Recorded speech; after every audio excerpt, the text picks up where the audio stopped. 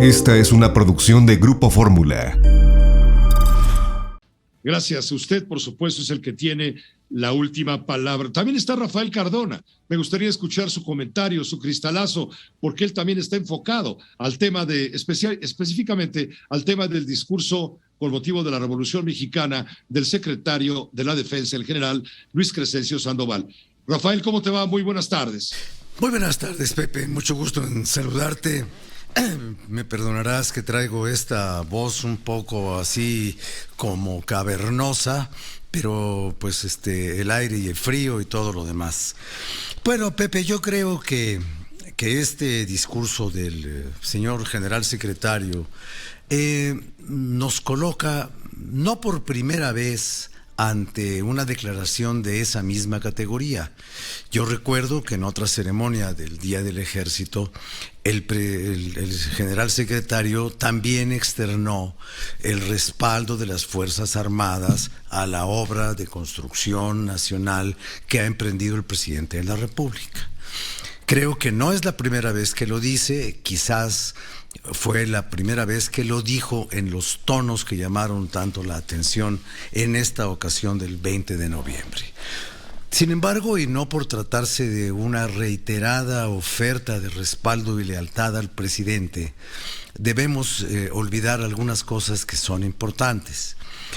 Yo no creo que la lealtad de las Fuerzas Armadas sea únicamente a su comandante supremo. Nadie le quita al presidente de la República lo que la Constitución le otorga. La Constitución le otorga el mando supremo del Ejército, de la Fuerza Aérea, de la Marina, ahora también de la Guardia, porque así es la estructura del Estado. Pero no son los militares, sobre todo los mandos militares, no son empleados del gobierno. Son responsables de la seguridad nacional y deben responderle al Estado, no al gobierno. ¿Cómo se le responde al Estado si el Estado no es una persona a la cual le puedas ir a tocar la puerta? Se le responde al Estado acatando el mandamiento constitucional, no acatando las directrices políticas de uno o de otro gobierno. Yo creo que si en otros tiempos alguno de los anteriores secretarios de la Defensa hubiera aplaudido lo que se ha llamado el proyecto de nación de la Cuarta Transformación, habrían sido mucho peores las reclamaciones y las quejas. Y en este sentido, Pepe, hay algo que a mí me llama mucho la atención de lo que dice el señor secretario. Él habla de un proyecto de nación. Yo no creo que México sea una nación en proyecto, porque un proyecto es algo que todavía no se consolida y que no existe y que no está ahí. México es una nación constituida con instituciones importantes, una de ellas son las Fuerzas Armadas, y entonces yo creo que esa frase del proyecto de nación pues resulta hasta ofensivo si se analiza desde el punto de vista constitucional. Esta nación no es un proyecto. Esta nación es el hogar de 130 millones de mexicanos con una integridad territorial que el ejército debe conservar, preservar y hacer respetar. Esa es su primera función. Y para hacerlo debe guardarle lealtad a la Constitución y a la nación.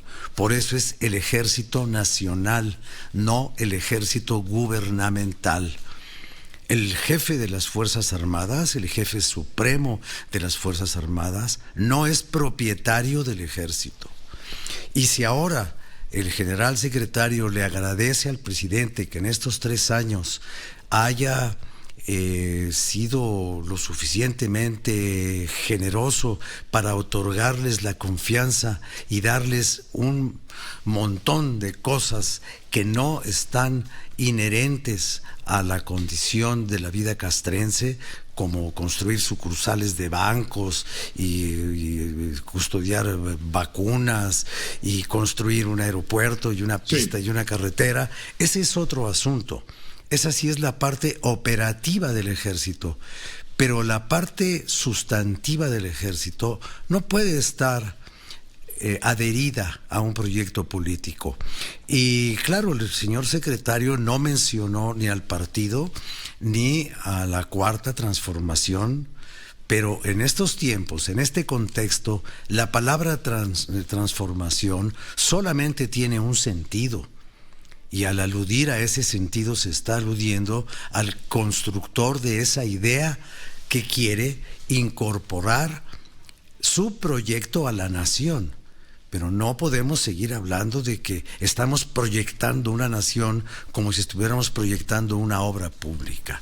Entonces yo creo que sí, el secretario de la Defensa se dejó llevar quizás por la gratitud de las condecoraciones y de las muchas misiones y tareas que se le han encargado al ejército, pero una cosa es su sentimiento personal frente al jefe del Estado y otra, su absoluto apego al Estado. El ejército debe proteger al Estado nacional, no únicamente al presidente de la República. No son sus guardianes, son los guardianes de la nación. Gracias, Rafael, por este comentario. Gracias, Pepe, mucho gusto y buenas noches. Mejórate pronto esa voz, nos hace falta. Ya. No, que se me quede así la voz.